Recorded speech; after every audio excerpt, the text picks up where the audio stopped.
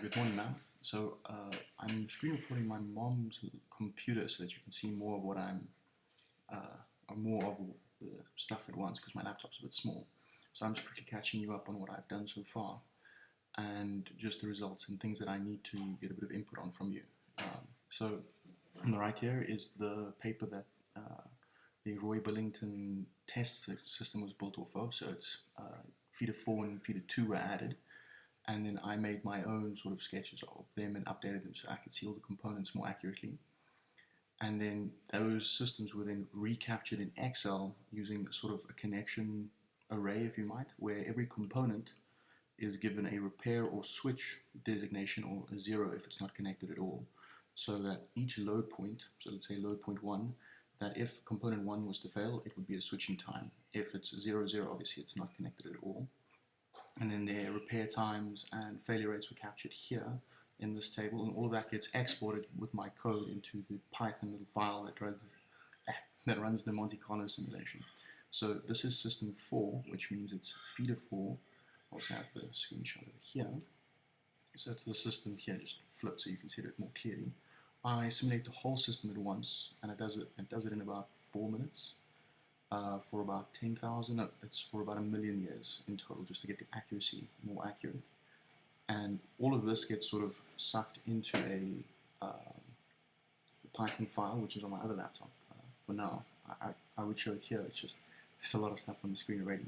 And then it runs through the simulation, and then it outputs it into this Excel sheet here, which is just the results spreadsheet. So it takes the FEMA results, and it takes the simulation results and puts them next to each other and then adds an error, or it checks the error for me. The red are just where I've put in anything above, I think it was 0.75%. So the error bar here is just a percentage of what it is. These values here, the FEMA ones, come from my original system data where I did the whole system FEMA here. It's in the same way, I hope you can see them here. And then it gets scrolled down, it's quite a large thing, but this is because there's, in this system here, 196 components. So it does all of that in one go here, and then generates the FEMA table for me here, and then obviously does the SAFE, SADI, and all that down here. And that, coupled with this, using the Monte Carlo simulation, is exported to this file here. So you can see for load, so this shows feeder 1, it's quite a large feeder, it's got 7 components, it's this feeder just here, so it's got just the 7 load points on it, and then the transformers plus the 12 lines. And if I remember, yeah, so it's the double-sided one, the double-sided isolator switches here. In any case, all of that gets printed next to each other so I can see the performance of the sort of FEMA versus the simulation. So you can see, for instance, the FEMA has the unavailability for component 4 for load point 1 at 0.49, and then the simulation found it there. And this is the percentage error for the two, is 1%. I believe this one is a little bit inaccurate just because I think I only ran it for 100 simulations of, I think, 1,000 years, so it's not as accurate.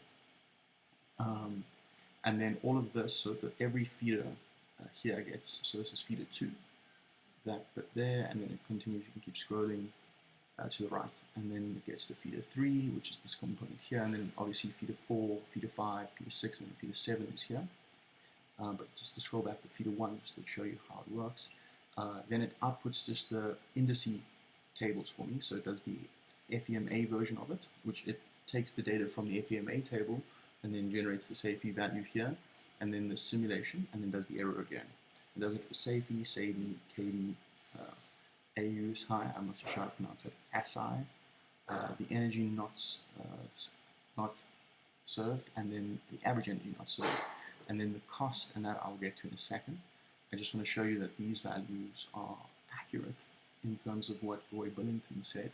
So these are the indices for this particular, so this is just the base case. I can easily, with the benefit of this table here, alter the case type that it is. So this disconnects, fuses, and alternate supply.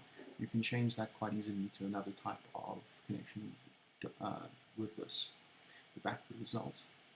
So for instance, load point 1, these are in feeders, so this only takes these feeder totals here at the bottom. So for instance, feeder 1 is the safest 0.302. Oh wait, this is system 5, sorry, gotta go back 1. So here is the SAFEY. So SAFEY is 3.2, 3.2. It's off by 0.1. So there's that. And then the SAIDI is 3.47, 3.468, and then 3.47. His values up here are from the Monte Carlo simulation as well. So they're not from FEMA values. That's why there'll be a slight discrepancy between the two. And then the SAIDI 11.5, and this is off by a little bit because of the simulation error that would have occurred between our two simulations. And then the ASUI, again, this is a very small value, 0.0396, and then these two agree with a very small error. The ASI 099604, 99604, and then these agree because of how large this data value becomes. It's quite easy to get it quite accurate. And then the energy not served is 12192, and it's 12196 in his case. And then the average energy not supplied is 11.09, and in my case it's 1108, with an error of less than 0.16%. So that's my update for the reliability indices stuff. And then to get to the cost stuff here, I started working using his second paper that would introduce the system reliability worth indices to the same table. So we can see here, let me just scroll a bit down. This is supposed to be, I think it's bus 2, because it's only got the 4 feeders, so it is this bus here, and that's the system here, by the way. So it's also got its exact same results as the other one, because it was also captured in here. So system 5 is my bus 2 here for that system, and then all of its data is captured in here. So that is all captured like that, and he introduces these 3 indices here, so that's what I was putting over here to be filled. And how I did the previous ones was I used small increments, so I used the smaller system, so let's say just this feeder here. And I realized when I was reading through some of the older papers that one of the papers that we were interested in for furthering on, because Prof. Gaun's one paper used the beta distribution to mimic different distributions. So I decided I'd use his paper as the testing ground, but the problem was that I started finding a few, I didn't understand some of the terminology he used and methods that he used. So this is just the power system network for bus 2 feeder 3, so it's this is bus 2 the whole system, and then feeder 3 is this feeder here, and that's been accurately recreated without the alternative supply over here, and with the little blue, I don't know if you can see it very accurately, the blue indicates isolation switches on that side. And so he created, this is actually from his master's thesis here. Let me go to this paper. Actually, well, I can show it to you a bit more accurately here. So this was a case study that he did using the reliability data he used in his surveys above. So his master's thesis was a dual paper with cost analysis sort of surveys done above to create the table over here. So this is the mean, the duration, and the mean cost, and then the beta parameters. And he used this MATLAB code to get that. Let me just get back to you so we don't have to get too much change. So this was his, so this case study that he did here used that data above in that paper to create this. And so these were values that he himself sort of theoretically created, just to give this a bit of a case study, some substance. And these are obviously just parameters you'll use to create this sort of setup where you create the reliability component indices. And then this all makes sense for me in terms of what was even said in the this work. It all matches the algorithms, the component layout, and all of that makes sense to me. What I'm struggling with firstly was this small deviation from what normally happens, where he's got a load point with 2 separate types of customer types on it. So I'm not too sure how to account for that in terms of, I think you have to use something similar to what he uses, that Roy Wellington suggests here. Or was it in the second paper? Oh yes, it's over here and this one. So he suggests making a load point customer damage function, where you simply sum up the individual customer damage function. So if you have 2 customers, you obviously have individual for 2 of them, and then the percentage that they're getting off by, and that creates a localized one for the load point. But I'm not too sure how to incorporate probability distributions within that, because this here is taking into account that it's a sort of a linear extrapolation. So you can just add the two together and then divide that by 2 to create an average. But with probability density functions, I'm not too sure how to collect the two in the same way that this would work. But that's a smaller problem that I can figure out in a bit. Oh yes, so back to this paper here. So he uses this cost A C FHD FM CAD, which is obviously, this is just the weighting factor for the hour of day and the day of the week. The FM is just the month of the year, and then this is your average.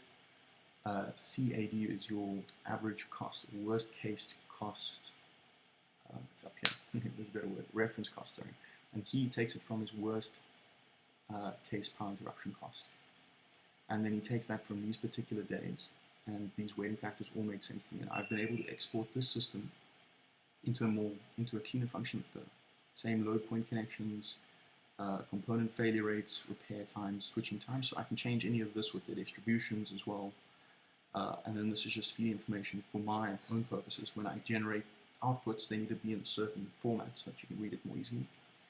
All of that comes to this point here, where in the original way of working out your E-cost is made up of your scaling factor, so your time of day, time of month, and so on, your cost, so your damage cost, times your load profile. In Oliver's paper, he uses the load profile, as, let's go a little bit further down, as the average electricity bill here. I will talk about this in more detail in a moment. I just also, with regards to his MATLAB code, because this didn't make sense to me. But I understand if we use this as his load profile, that's perfectly fine. So that gives us our L. So if we go here, that gives us our L version of our cost.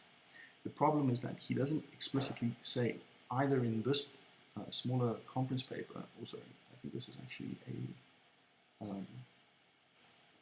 think it's actually from a journal, but in any case, it doesn't say where he gets it. He just says up top here that he gets it from his surveys at 4, but this 4 doesn't link up to his references down below, because 4 here is supposed to reference his thesis, but it's actually this value here, so it's actually supposed to be 5, but in any case, actually no, I think it's supposed to be this one here. This is his master's, it's supposed to be 6.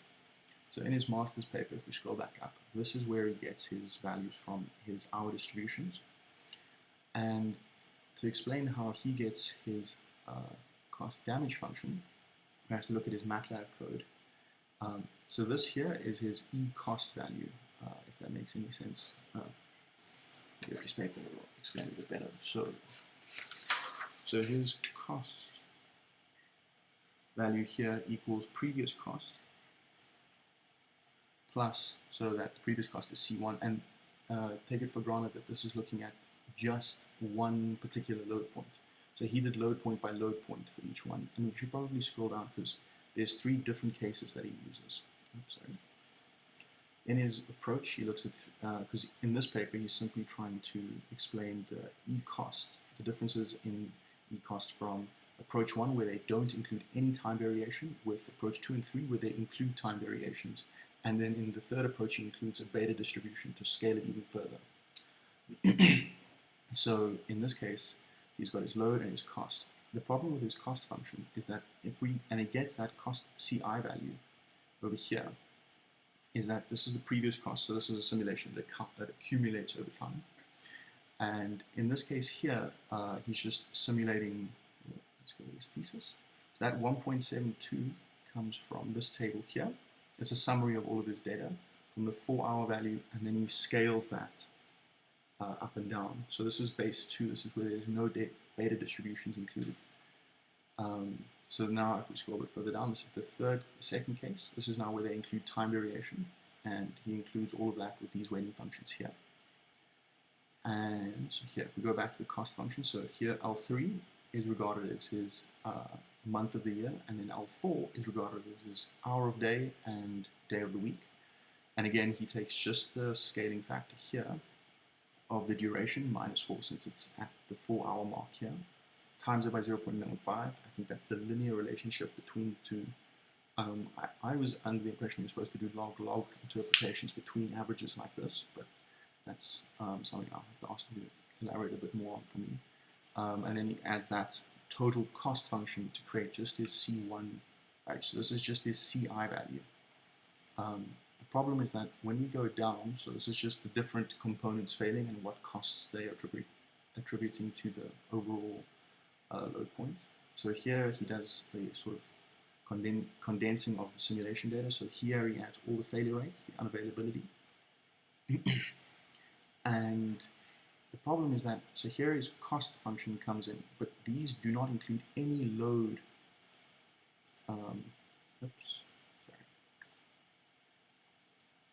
So it didn't include any load data here at all. As far as I can tell, if we look at just this example here, this is your weighting function for the month of the year. This is your day of the week, as well as the hour of the day. And then this is just your average damage. So I'm not too sure if they've already accounted for the load in this value already or not. Because it comes from this value here, which is the summary of outage costs for different custom segments. I thought you were supposed to take this cost damage function, so that's this bit accounted for here, and then multiply by the load as well. I'm not too sure what happened there. So then your cost then gets added up for all the different components, which is fine if you had added the load, and then it gets instantly added to your e-cost value, which then here gets averaged out for that particular simulation time period. And then at the end of the simulation, it gets added to the total system here, which is, so here's your E again from your e-cost. And that just gives you your average of averages.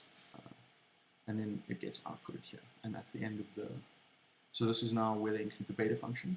So here they start again, doing the entire process going down.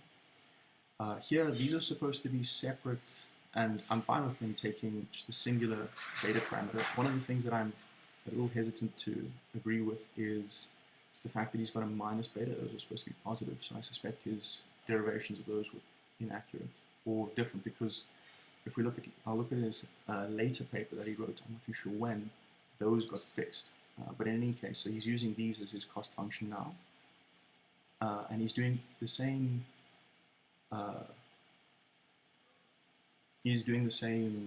cost sort of algorithm he did before with the month of the year, the day of the week, and the hour of the day. And then this is supposed to be your cost parameter that gets captured by this beta distribution, so it creates a random number that it scales then. The problem is that this doesn't include any scaling or location points, so I'm not too sure how to account for that with these. I'm not too sure if perhaps MATLAB does that for him, and that's why it's in -3 point there.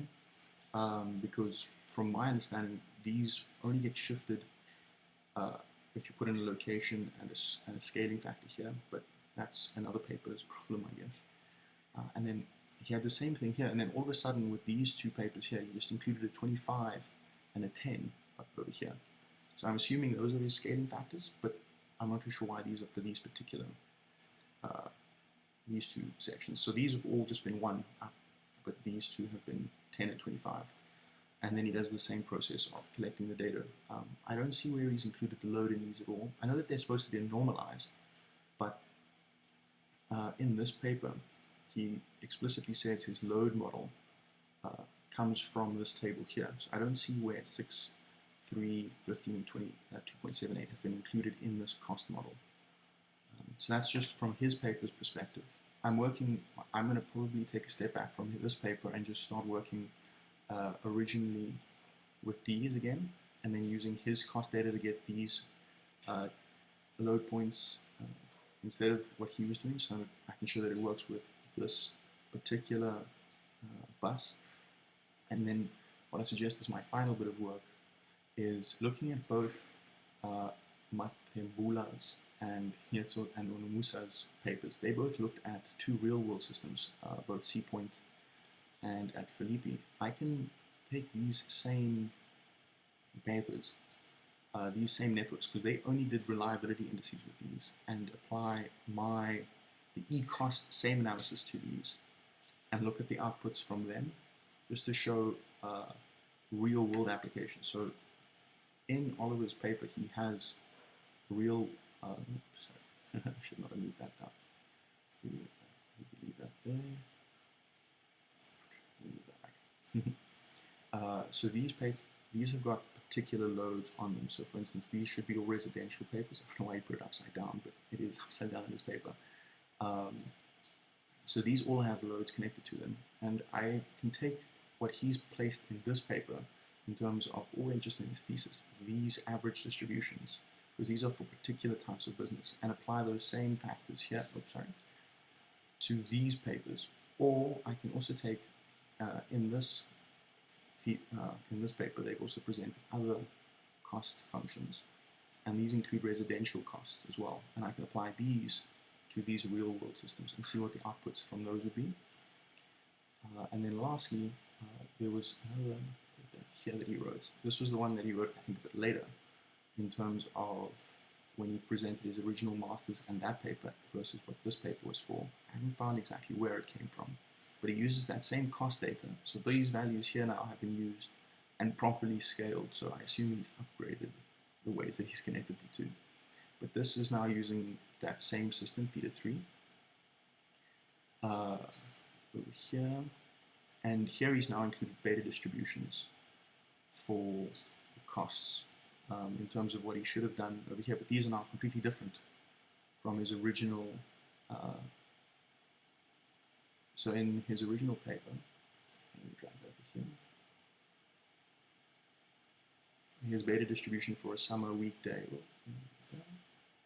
So this is a summer weekday morning outage cost for different segments. So for the retail, for a 1 hour distribution, he's got 0.3, and so I suspect he changed his method of creating alpha and beta values to what they should be, to include location and scaling, which is that 30 up there. So this paper is much more accurate. The only reason I didn't start this paper yet was because I wanted to understand what he did in his original one.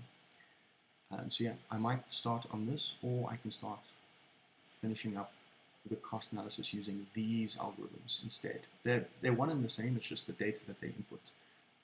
This versus these inputs. So in this particular paper, they don't use any probability density functions, so I should probably start with this because it's just averages. And then in this paper, they've included distributions, so I think this will be my second paper. That's an update on everything I'm doing at the moment. So yeah, this is just a little showing of the introduction of the factors, the weighting factors into the spreadsheets, because they get sucked into the Python file as well for Monte Carlo simulation. So hopefully I can finish that by tomorrow or the day after, so that I can show you the results for the e-cost stuff. I would preferably like to be able to do it for this particular system so that you can see it versus, because I believe he outputs, yes. So here he has all the load points and their e-cost value here. Yeah, that's everything. I hope this format works. I will link all of these papers if you'd like. I'll definitely send you the system data file and also the spreadsheet here with my particular results so that you can compare them with what they found here if you need more comparisons. And let me know if I have anything else I can get you.